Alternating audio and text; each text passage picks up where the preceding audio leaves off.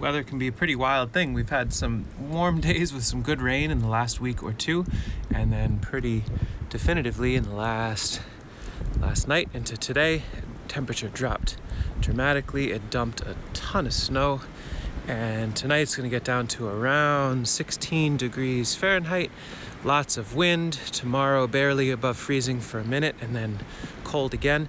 So I'm going out to the high tunnel at our neighbor's spot to check on the low tunnel, check how the seeds are doing. It's this kind of weather, the really turbulent, warm and then super cold and warm and cold, that is brutal on seeds you're trying to start.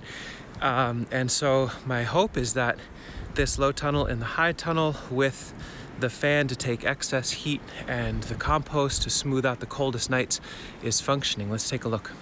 My favorite kind of weather, where you get snow down your boot while you're working outside. That's pretty fun. I thought I was done with my real winter boots, and I was using my swing season boots today. And of course now I'm one-legged.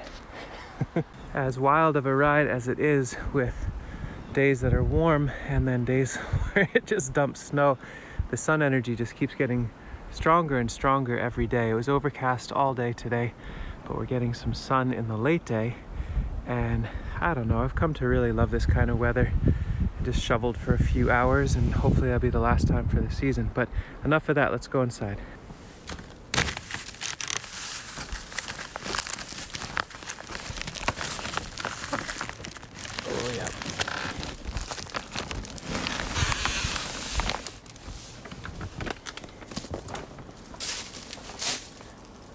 What a different world in here. So let's see, a couple things to note. Well, first, what I want to make sure I do, I might have to water some of these seedlings a little bit, but I want to make sure before the evening rolls in and the cold snap of tonight comes in that the poly on this is over the walkway. That part's pretty critical. The walkway is definitely cranking out some really nice even heat. It's 80, 90 degrees, just a few inches down, which right now is heating this main tunnel, and that's lovely. But on colder nights, it seems important to claim that heat for this little space.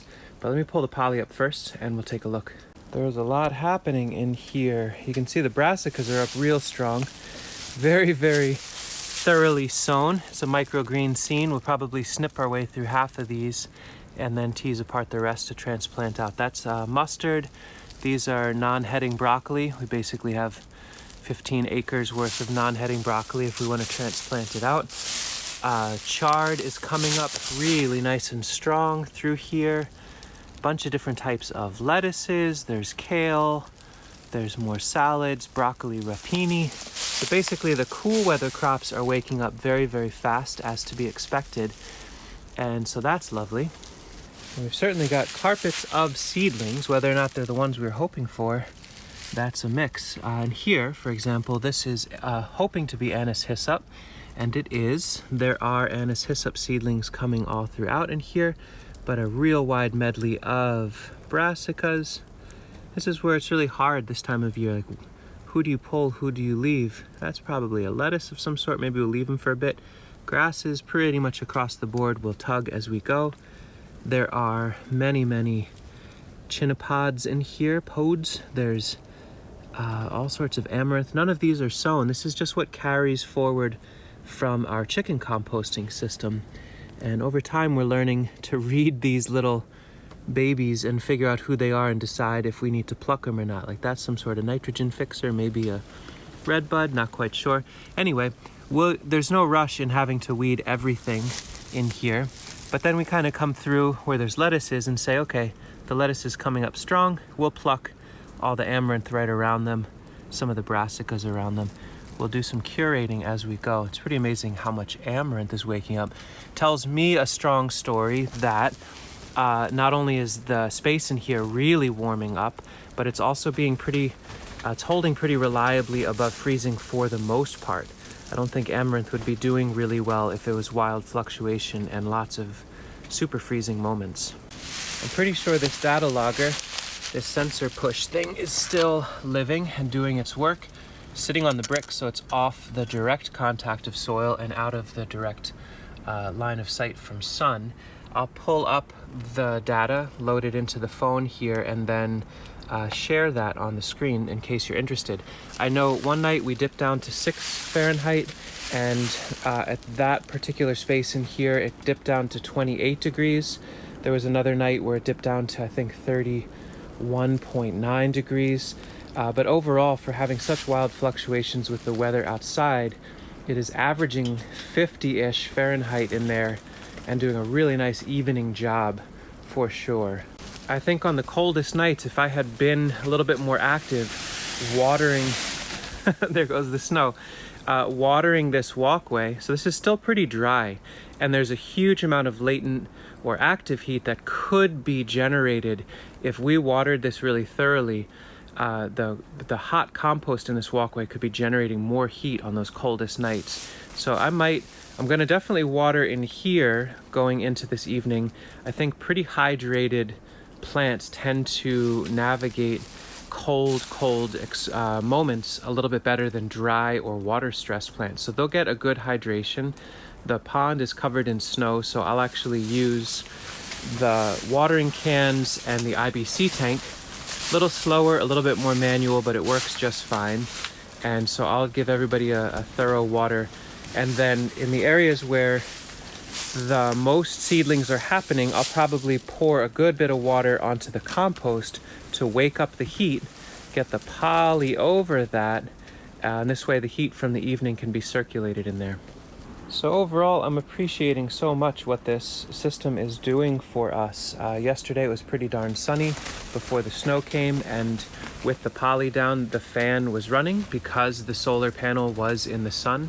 The idea of direct solar acting on a DC motor on a gradient based on how much sun there is, it's so simple and it's been really effective. And all of that heat getting stored down below and through this whole walkway, it's just averaging everything out. And in a way, I'm really appreciating how wild the temperature has been, because we're getting some great testing under our belts here and we can really understand this. So if we see, if we start sowing in tomatoes and basils in the next 2 weeks, and then we see a night that might dip down to 20 or so, I think I can feel pretty confident that with watering the walkway, getting the compost activated, getting the poly stretched over that, we should be able to have these seedling beds be able to navigate nights like that very, very easily.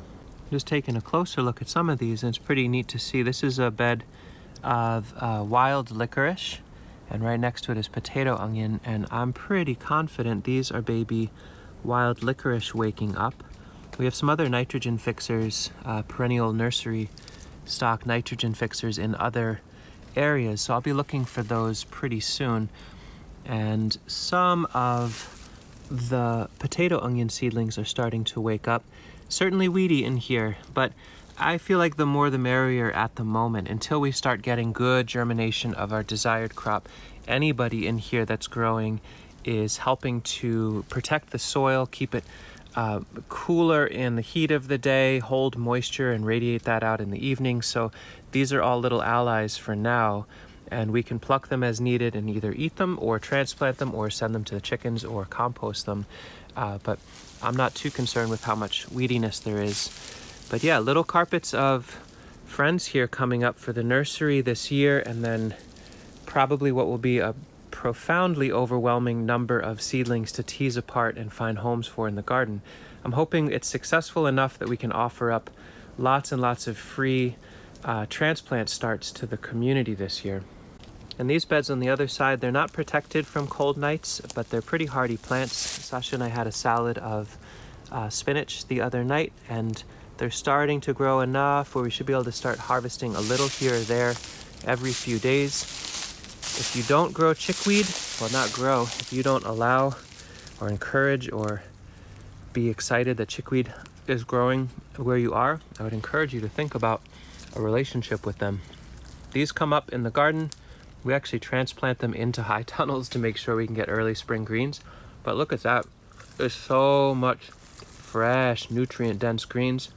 Weeds can be wonderful friends and so delicious. Probably one of the tastiest spring greens. Chickweed. Anyway, I should get some watering done and then get the poly stretched over and call it an evening. and I can feel pretty confident that everybody under here will experience a cool evening, but not 16 degrees with heavy winds by any stretch. So let me know if you have some questions, and we'll keep sharing notes as this evolves and develops and deepens. But so far, so good. Thanks for watching.